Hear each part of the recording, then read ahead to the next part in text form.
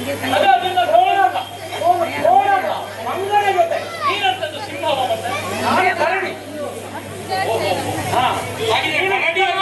ನಿನ್ನ ಸಾಮರ್ಥ್ಯ ಏನು, ನಿನ್ನ ಘನತೆ ಏನು, ನಿನ್ನ ಶೌರ್ಯ ಸಮಾನರೊಂದಿಗೆ ಯುದ್ಧ ಮಾಡುವುದು ಇದು ಹೇಗಾಯಿತು ಗೊತ್ತಾ? ಆನೆಯೊಂದು ಇಲಿಯ ಜೊತೆ ಯುದ್ಧ ಮಾಡುವಾಗ, ಹುಲಿಯ ಮನೆಯ ಜೊತೆ ಯುದ್ಧ ಮಾಡುವಾಗ ನೀನು ಎಲ್ಲಿ ಅವನೆಲ್ಲಿ ಇವನೊಂದು ಕೋಣಗ, ನಿನಗೆ ಬೇರೆ ಅವಶ್ಯವಿಲ್ಲ. ಈಗ ಏನು ಮಾಡಬೇಕು ನಾನು ಹಾಗಿದ್ರೆ? ಅವನ ನಾಯಕ ಘನತೆಗೆ ತಕ್ಕಂತೆ ಅವನ ನಾಯಕನೊಡ ಯುದ್ಧವನ್ನು ಮಾಡು. ಇವನ ಜೊತೆ ಯಾಕೆ ಮಂಗ ಮಾತಿನಲ್ಲಿ ನನ್ನನ್ನು ಮಂಗ ಮಾಡಬಹುದು ಅಂತ ಎಣಿಸಿದ್ದೇನು? ಒಳ್ಳೆಯ ಮಾತಲ್ಲಿ ಬಿಟ್ಟು ಹೋದ್ರೆ ಸರಿ.